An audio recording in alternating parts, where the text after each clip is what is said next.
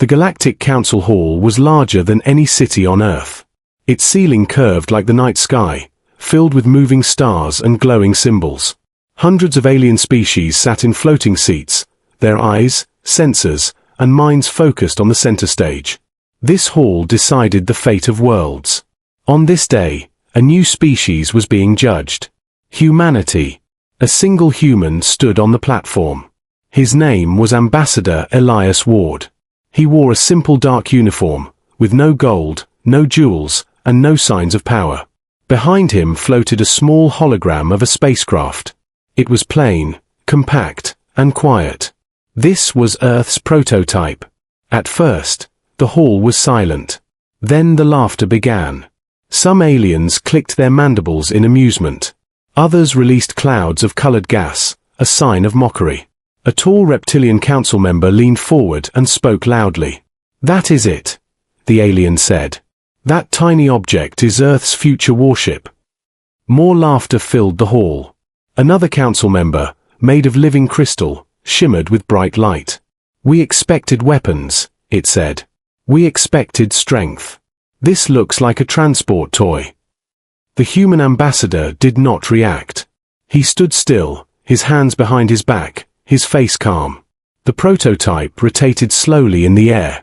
It had no sharp edges, no visible guns, no massive engines. Compared to the giant warships shown by other species before, it looked weak. The council recorder marked humanity as non-threatening. Ambassador Ward finally spoke. His voice was steady and clear. "This is not a toy," he said. "This is a prototype." The word caused even more laughter. A winged alien elder spread its wings wide. "A prototype," it mocked. "Your species stands before the greatest council in the galaxy, and you bring us something unfinished." Many council members nodded. To them, power was shown through size, noise, and fear. Humans showed none of that. The council leader, an ancient being known as Vorkal, raised one heavy limb.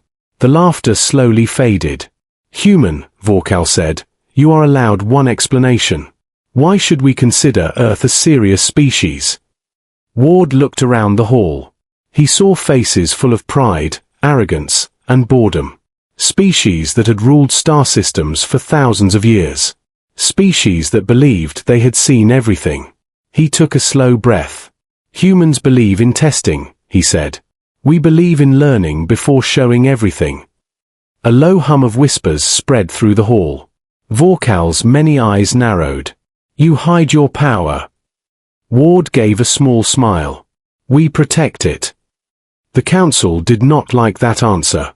A metallic being spoke next. "Fear tactics," it said. "Weak species often pretend to have secrets." The prototype ship suddenly zoomed closer, showing its surface in detail. Still, nothing looked dangerous. The council leader leaned back. "Earth will be classified as a minor species," Vorkal declared. "Your technology does not impress us." The decision felt final. At that moment, the lights in the hall flickered. Just once. Most council members ignored it. Power shifts were common in such a massive station. But Ambassador Ward noticed. So did one ancient commander sitting in the shadows. His species had survived many wars. His eyes moved to the dark space beyond the station's glass wall. Something was there, hidden, watching. Ward spoke one last time, quietly. "You are laughing too early," he said. Before anyone could respond, a warning symbol flashed for less than a second on the main display. Then it vanished. The council dismissed it as an error. The laughter returned. But somewhere in the empty void beyond the council chamber, something unseen adjusted its position.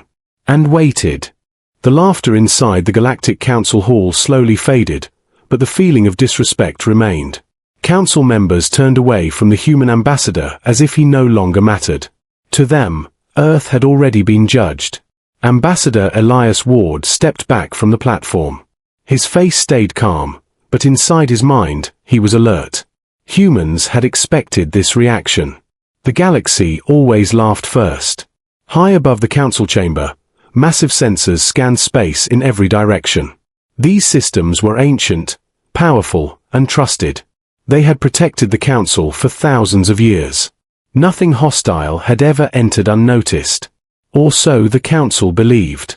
The Council leader Vorkal began speaking to the Assembly. "The human presentation is complete," he said. "We will now move to matters of real importance." Several alien delegates agreed.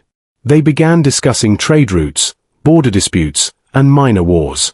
Earth was already forgotten. But in a quiet corner of the hall, an ancient alien commander named Threx watched the human closely. Threx had seen many species rise and fall. He knew one truth well. Loud species often died quickly. Quiet ones survived. He noticed something strange. The humans were not afraid. Ward stood still, his posture relaxed. No anger. No panic. No begging. That was unusual for a so-called minor species. Threx turned his attention to the sensor readings on his personal display. Everything looked normal. Too normal. Space outside the station appeared empty. Stars burned calmly. Trade ships followed their paths. No war fleets. No threats. Yet Threx felt uneasy. Far from the Council station, in the cold darkness of space, something moved without light. Without sound. Without a signal. It drifted like a shadow between stars. It had been there long before the human arrived. Back in the hall, a crystalline council member laughed again. "Humans speak of protection and secrets," it said. "Yet their prototype shows nothing." Another alien replied, "Perhaps they protect nothing at all." Ward heard every word. He did not respond. The prototype hologram slowly powered down and vanished. With it went the last symbol of Earth's presence. A council clerk announced the classification. Earth. Minor species. Limited influence. Observation only. The words echoed through the chamber. Threx frowned. Minor species usually reacted with anger or fear.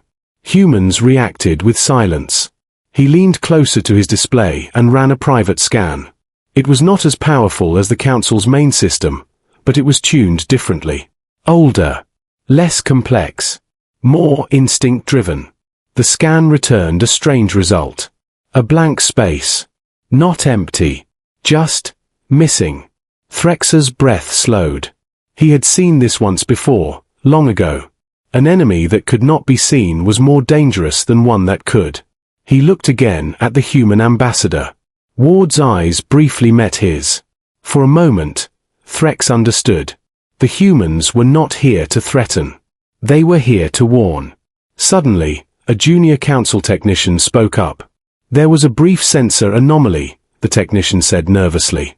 "It disappeared before we could log it." Vorkal waved it away. "Ignore it. Our systems are flawless."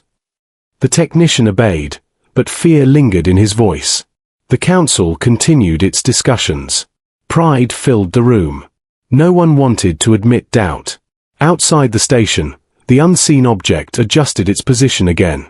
No engines flared. No signals leaked. It simply moved closer. Inside the hall, Threx stood slowly. His voice was low but firm. "Council leader," he said, "I advise caution." Vorkal turned his many eyes toward him. Caution from what? A laughing-stock species. Threx did not answer right away. He looked once more into the darkness of space.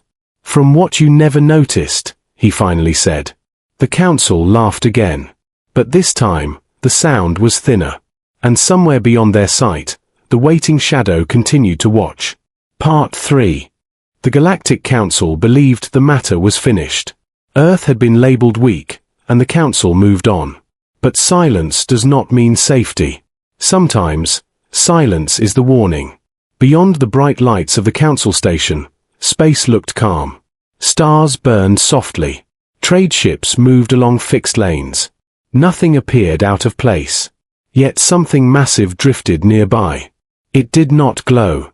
It did not transmit signals. It did not disturb space in any way the Council sensors could read. To the galaxy's best technology, it did not exist. This was by design. The human warship moved with perfect control. Its surface absorbed light and energy. Its systems spoke only in closed loops. Even its engines left no trace. To human engineers, this ship was not a weapon first. It was a lesson learned from centuries of survival. Inside the ship, no alarm sounded. No crew rushed. Everything was calm. The ship's artificial intelligence monitored the council station. It observed power levels, communication traffic, and defensive systems. It did not prepare to attack. It prepared to reveal. Back in the council chamber, Ambassador Elias Ward stood quietly as the galaxy debated its future without him. He listened, but his attention was divided. He felt it. Not fear. Not pride. Timing. The council leader Vorkal spoke loudly. "Let history record this moment," he declared. "Earth stands as proof that not all species are meant for greatness." Many delegates agreed. Their confidence returned. Only Threx remained uneasy. His eyes stayed fixed on his personal display. The blank space remained. No matter how he adjusted the scan, the void did not disappear. A threat without a shape. Threx remembered an old war. A forgotten enemy that attacked without warning. A species that had hidden until it was too late. He stepped forward again. "Council leader," he said, "our sensors may not be perfect." Vorkal growled. "They have never failed." Threx answered calmly. Then this would be the first time. Before Vorkal could reply, a low alert tone echoed through the chamber. It was soft, almost polite. Many council members did not notice it at first. Then the main display flickered. Once. Twice. The room grew quiet. A technician stared at his console. "Unknown mass detected," he said. "Range, extremely close." Panic began to spread. Vorkal demanded, "Identify it." The technician's hands shook. "We can't. It is not emitting anything. No drive signature. No weapon signal." The council chamber erupted in confusion. Voices overlapped. Commands were shouted. Ambassador Ward finally turned to face the council. "This is why humans test prototypes," he said evenly. The council leader glared at him. "What have you done?" Ward shook his head. "Nothing." The truth was worse. The unseen warship adjusted its position one final time. Its mission parameters reached the next phase. Reveal without aggression. Outside the station, space bent slightly, as if reality itself took a breath. In the council chamber, every screen went dark. For one long second, the galaxy lost control. Then a single image appeared. A massive human warship, larger than any vessel the council had ever built, slowly emerged from nothing. Its hull was smooth, silent, and untouched by light. No weapons fired. No threats spoken. It simply existed. The council stared in stunned silence. And in that moment, every member understood the same terrible truth. Earth's prototype was never meant to impress them. It was meant to distract them. The Galactic Council hall was silent. No laughter. No arguments. No pride. Every screen showed the same image. A massive human warship floating just outside the station. It was close. Too close. Yet no alarm screamed. No weapons locked. The ship did nothing except exist. And that was enough. The warship's shape was unlike any design the council knew. It was smooth, dark, and strangely simple. No glowing engines. No exposed cannons. It looked less like a weapon and more like a shadow given form. Vorkal slowly stood from his seat. His voice, once full of authority, now sounded strained. "How," he asked, "did this ship pass our defenses?" No one answered. The technicians worked in panic. They checked scanners, energy fields, and defense grids. Everything showed the same result. The ship had been there for a long time. Undetected. Threx felt cold realization settle in his chest. "It did not pass our defenses," he said quietly. "It ignored them." Several council members turned toward the human ambassador. Ward stood calmly, his hands still behind his back. He did not smile. He did not threaten. This ship, he said, was never meant to attack you. Vorkal snapped back. Then why bring it here? Ward met the council leader's eyes. Because you only respect what you can see. The warship's outer layer shifted slightly. Light bent around it, revealing more of its structure. Not weapons. Not shields. Systems. Layers. Depth. Power without display. A communication request appeared on the council's main screen. The signal origin was human. The council hesitated. Vorkal nodded. Open it. A calm human voice filled the hall. This is human deep space vessel Silent Dawn, the voice said. We are currently unarmed in your direction. Unarmed. The words struck harder than any threat. A council member whispered, if that is unarmed, what does armed look like? No one answered. Ward continued speaking. You laughed at our prototype because it looked weak. That was your mistake. He gestured toward the screen. This ship exists because humans learned long ago that loud power invites enemies. Quiet power ends wars before they begin. Fear spread across the chamber. Vorkal's many eyes narrowed. Is this a declaration? Ward shook his head. It is a correction. The warship remained still. It did not target the station. It did not power weapons. It simply waited. The council finally understood. If the humans wanted them gone, the station would already be dust. Threx stepped forward and lowered his head slightly. A gesture of respect rarely seen in the council. We misjudged you, he said. Ward replied softly, yes. You did. The council chamber remained silent as the weight of regret settled over every species present. And outside, the human warship held its position, patient and unseen no longer. The galaxy had laughed. Now, it listened. The Galactic Council hall felt smaller than before. The massive space, once filled with pride and noise, now felt heavy and quiet. Every species present understood the truth. They had made a mistake. The human warship Silent Dawn remained outside the station. It did not move closer. It did not threaten. Its presence alone was enough to change everything. Council leader Vorkal slowly returned to his seat. His voice had lost its sharp edge. Human ambassador, he said, state your intention. Elias Ward stepped forward. For the first time, all eyes followed him with respect. We did not come to conquer, Ward said. We did not come to demand fear. He paused, letting the words sink in. We came to be understood. Some council members looked away. Others lowered their heads. The laughter from earlier now felt shameful. Threx spoke again, his tone serious. If this ship wished us harm, we would already be gone. Ward nodded. Yes. And that is why it stayed hidden. The council members began to speak among themselves. Emergency discussions formed. Old alliances felt weak now. New fears replaced old confidence. A crystalline delegate finally asked, how many ships like this does Earth have? Ward did not answer right away. Enough, he said simply. That single word changed the balance of the galaxy. Vorkal exhaled slowly. Earth will be reclassified, he announced. Equal status. Full council recognition. The decision echoed through the chamber. For the first time since arriving, Ward smiled slightly. But it was not a smile of victory. It was a smile of relief. Outside the station, the Silent Dawn powered down its reveal systems. Its surface began to blur again, bending light and shadow. Before it vanished, a final message appeared on the council screens. Humanity chooses restraint, the voice said. But we will never choose weakness.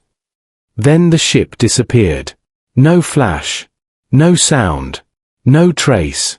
The council chamber remained silent long after it was gone. The prototype ship, once mocked, was now remembered differently. It was no longer a joke. It was a symbol. A test the galaxy had failed. Threx looked toward the empty space where the warship had been. The humans did not conquer us, he said quietly. They taught us. Vorkal nodded slowly. Yes. They taught us respect. And across the galaxy, the story spread. Not of a battle. Not of destruction. But of a moment when the galaxy laughed at humanity.